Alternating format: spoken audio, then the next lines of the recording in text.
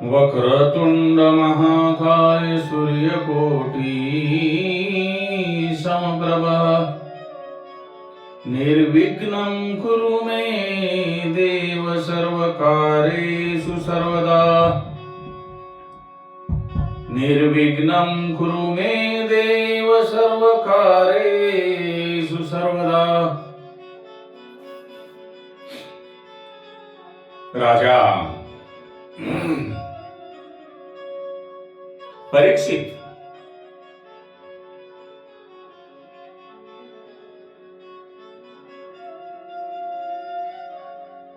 आपला मृत्यू जवळ आल्यानंतर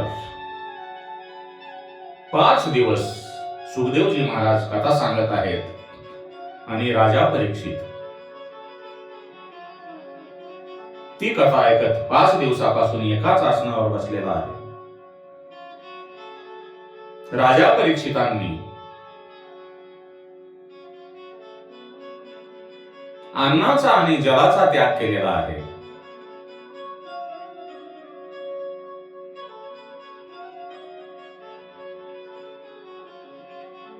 भूक आणि तहान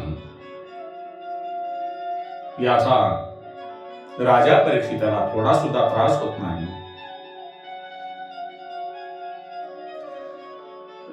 राजा परीक्षितांची भूक आणि तहान हरपण्याचे खरे कारण म्हणजे सुखदेव महाराजाकडून राजा परीक्षितांना सांगण्यात येत असलेली श्रीहरी कथा आणि ही कथा श्रवण केल्यामुळे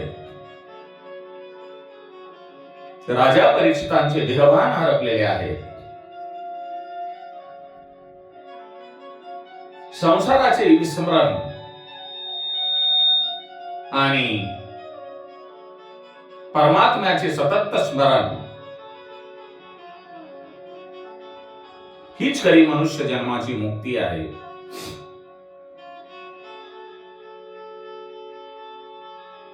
भगवान श्रीकृष्णांच्या कथामध्ये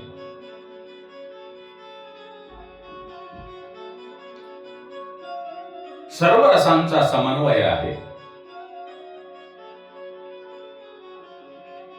म्हणूनच ही कथा ज्याप्रमाणे मोठ्या व्यक्तीबरोबर लहान मुलांना सुद्धा आनंद देते, त्याप्रमाणे ती संन्यासी लोकांना सुद्धा आनंद देते। श्रीकृष्ण हे बालकाबरोबर बालक होतात, तरुणाबरोबर तरुण होतात आणि ज्ञानी माणसासोबत योगी होतात। श्रीकृष्ण भोगी आहेत पण रोगी नाहीत, ते योगी आहेत। भागवताच्या 11व्या स्कंदामध्ये असे वर्णन आले आहे की भगवान श्रीकृष्ण वयाच्या 125व्या वर्षी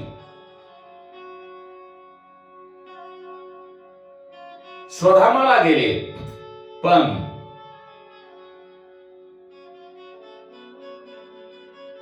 त्या वयात सुद्धा त्यांचे केस पांढरे झाले नव्हते की त्यांचे दात पडलेले नव्हते। श्रीकृष्ण कथा ही नवरसांनी युक्त अशी आहे। यात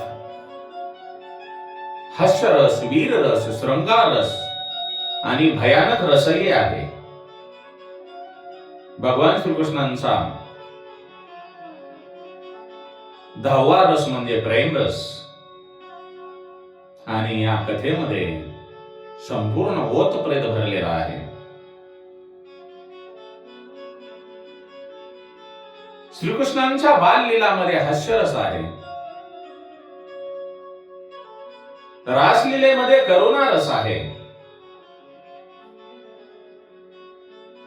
आणि त्यासोबत श्रृंगार रस सुद्धा आहे।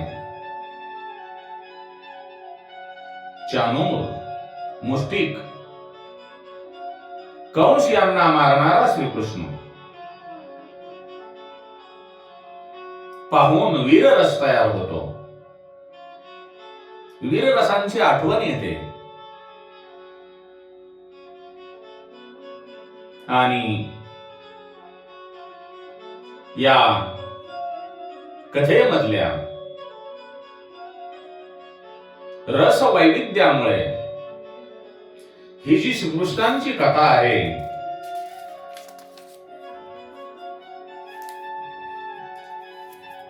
ती सर्वांना आवडते.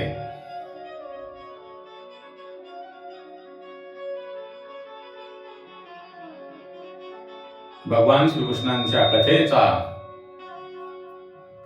त्यांच्या प्रेमरसांच्या कथेंचा ज्यांनी स्वाद चाखला आहे त्या व्यक्तीला, त्या मनुष्याला या जगातले जे इतर स्वाद आहेत ते फिके वाटतात. परंतु श्रीकृष्णांच्या कथेमधील प्रेमरसाचा स्वाद घेणे सोपे नाही. सुखदेव आणि शंकर यांना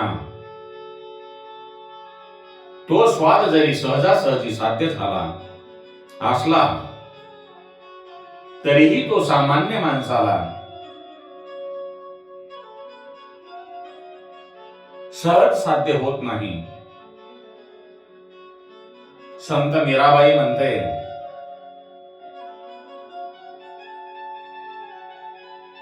श्रीकृष्ण रस हा उसाचा गोड रस आहे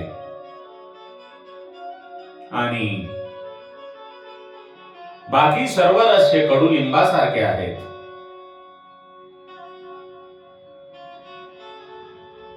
अतिमधुर असा हा प्रेमरस आहे आणि भगवंतावर प्रेम केल्याशिवाय, ईश्वरावर प्रेम केल्याशिवाय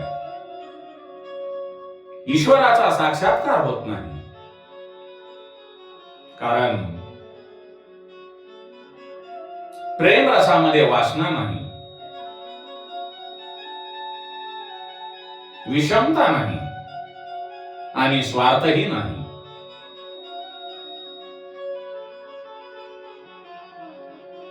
वृंदावनातील श्रीकृष्णांच्या सानिध्यातील गोपी म्हणतात, आम्ही श्रीकृष्णांना शोधायला जातो आणि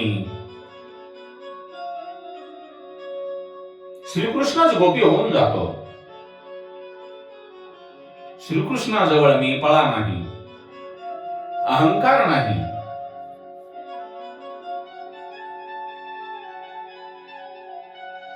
भगवान श्रीकृष्णांच्या प्रेमाने वेडे होणे हेच खरे मानवी जीवनाचे लक्ष्य आहे. श्रीकृष्ण प्रेमाने आपले हृदय जर भरले तर आपला जीव जो आहे तो भ्रमरूप होतो आणि जीव भ्रमरूप झाला की त्याचा मायेशी संबंध येत नाही. आणि असे ब्रह्मचिंतन करत असताना मृत्यू आला तर त्या मनुष्याला मुक्ती मिळते. श्रीमद भागवतातील हा दशम स्कंद म्हणजे भगवान श्रीकृष्णांचे हृदय आहे. बाबांनो, जीवाचे 4 प्रकार आहेत: पामर, विषयी, मुमुक्षु आणि मुक्त. अधर्माने धन कमवून आणि तिने जगतो तो पामर जीव.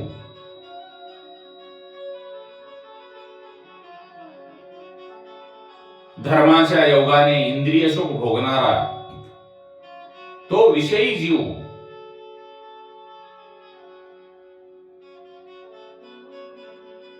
धर्माच्या सानिध्याने इंद्रिय सुख भोगणारा म्हणजे तो विषयी जीव आणि संसार बंधनातून मुक्तीची इच्छा करणारा तो मुमुक्षु जीव. आणि कनकरूप कांतारूप मायेच्या बंधनातून जो मुक्त झाला आहे आणि ईश्वराशी तन्मय झाला आहे तो म्हणजे मुक्त जीव. राजस, तामस आणि सात्विक अशा कोणत्याही प्रकृतीचा जीव असला तरीही त्याला श्रीकृष्णांच्या कथेमधून आनंद मिळतो.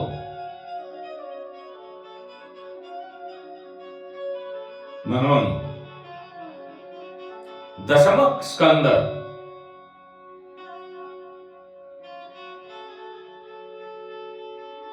जो आहे या दशम स्कंदाचे राजस, तामस आणि सात्विक असे 3 विभाग केलेले आहेत. श्रीकृष्ण हे महान योगी आहेत. म्हणूनच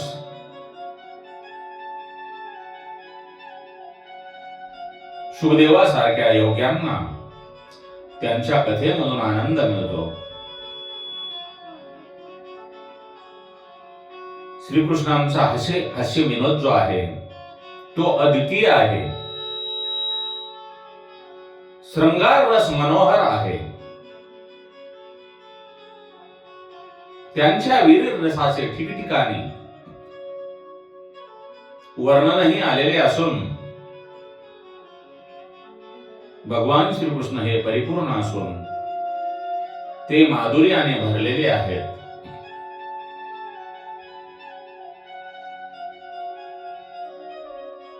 लैंगिक आसक्तीचा विनाश होऊन आणि श्रीकृष्णात आसक्ती रूप होऊन भक्ती करत असताना ती भक्ती प्राप्त झाल्यानंतर मनुष्याचे जीवन सफल होते. अशा या भगवान श्रीकृष्णांच्या लीलेला महापुरुष निरोध लीला असे म्हणतात. कारण तिथे मनाचा निरोध झालेला जो मनुष्य आहे त्याला मुक्ती सुलभ होते आणि मनाचा निरोध ईश्वरामध्येच होऊ शकतो. संसार रूपी जड पदार्थामध्ये एकरूपता येत नाही. कारण आपले जे मन आहे ते पूर्ण चेतन नसून ते अर्ध चेतन आहे. शुकदेव हे महान योगी आहेत. ध्यानामध्ये तल्लीन झाल्यानंतर भगवंताच्या प्रेमामध्ये तल्लीन झाल्यानंतर त्यांना आपल्या शरीरावर आपल्या अंगावर वस्त्र आहेत किंवा नाही याचेही भान राहत नाही. असा हा वैरागी कृष्ण कथेमुळे कृष्ण भक्तीमुळे वेडा झालेला आहे. त्यांनी सर्व संग परित्याग केला आहे. त्यांनी पित्याचे आणि त्यांचे नातेही नाकारलेले आहे. अशा या अपरिग्रही व्यक्तीनेही ज्या कथेचा परिग्रह केला आहे ती प्रश्न कथा खरोखरच या जीवाचा उद्धार करणारी दिव्य कथा आहे. वेद सांगतात मनुष्याने आपल्या मनाला निर्विषय बनवावे पण हे अर्धसत्य आहे. वैष्णव म्हणतात की मनाला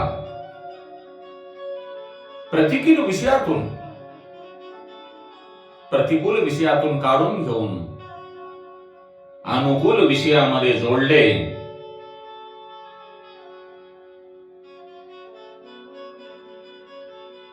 की मग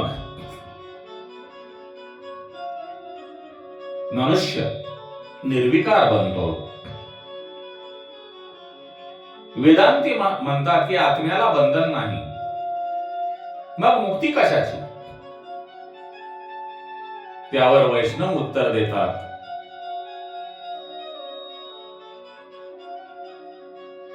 की श्रीकृष्ण भक्तीमुळे जो आनंद आम्हाला मिळतो त्या आनंदापुढे आम्हाला मुक्तीची पर्वा नाही. जे योगी मंडळी आहेत, योगी लोक आहेत, ते डोळे बंद करून भगवंताच्या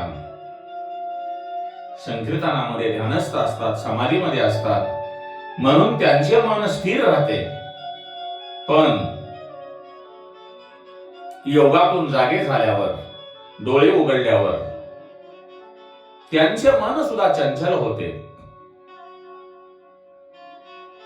विश्वामित्रांनी डोळे बंद करून 6000 वर्ष तपश्चर्या केली, परंतु डोळे उघडल्यानंतर त्यांना सुद्धा मोहाने ग्रासले आहे. सर्व इंद्रिय उघडी ठेवून ज्यांना समाधी लागते ती सहज समाधी होईल. आणि या सहज समाधीमध्ये रममान होणारा तोच खरा योगी होय. समाधीचे सुद्धा 2 प्रकार सांगितलेले आहेत, जड समाधी आणि चेतन समाधी. मनावर अत्याचार करून मनाला वश करणे म्हणजे जड समाधी. हठ योगामध्ये अशी समाधी साधली जाते. हठ योगामध्ये जबरदस्ती आहे, पण प्रेम नाही. आपल्या मनाला प्रेमाने समजून सांगितले, त्याला प्रेमाने वश केले तर फार चांगले. या आपल्या ज्या मन आहे त्या आपल्या मनावर कोणाचीही सत्ता नसते, हे आपणाला माहिती आहे. पण आपले जे मन आहे ते आत्मसत्तेने चालते. आपल्या मनाला जोपर्यंत आपला आत्मा आज्ञा देत नाही तोपर्यंत मन काहीही काम करत नाही. आपले जे शास्त्र आहेत त्या शास्त्रांनी या मनाला नपुसंक म्हटले आहे. अशा या मनाला योगी ब्रह्मरंध्रात स्थापन करतात. त्यावेळी त्यांचे शरीर जड असते आणि जड समाधीमध्ये योगी असताना त्यांना शरीराचे भान राहत नाही. म्हणून जड समाधीपेक्षा चेतन समाधी श्रेष्ठ आहे. गोपींची समाधी ही चेतन समाधी आहे. त्या गोपी भगवान श्रीकृष्णांचे रूप आपल्या डोळ्यामध्ये साठवतात व त्यांच्याच ध्यानात तन्मय होतात. म्हणून आपण जे आपल्या इष्टदेवतेचे नाम संकीर्तन भजन करतो त्या इष्टदेवतेची मूर्ती आपल्या नजरेसमोर ठेवून आपल्या डोळ्यामध्ये साठवून आपण भजन नाम संकीर्तन करावयास पाहिजे, म्हणजे आपणाला चेतन समाधी मिळेल. जेथे जेथे गोपींची दृष्टी जायची तेथे तेथे त्यांना भगवान श्रीकृष्णांची मूर्ती समोर दिसायची. उद्धव गोपींना सांगतो की तुम्ही निर्गुण निराकार अशा ब्रह्माची आराधना करा. तेव्हा गोपी त्यांना सांगतात की आम्हाला तर डोळे उघडे ठेवून, हे उद्धवा, आम्हाला तर डोळे उघडे ठेवून साकार ब्रह्मांचे दर्शन घडते, मग निर्गुण निराकार ब्रह्मांचा दर्शन घेण्याचा अट्टहास का करायचा. बाबांनो, गोपी ह्या गृहस्थी असूनही परमहंस आहेत.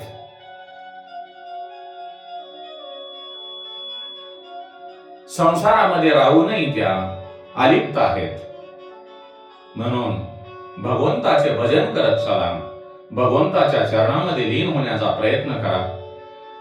श्री कृष्ण गोविंद हरे मुरारे, श्री कृष्ण गोविंद हरे मुरारे.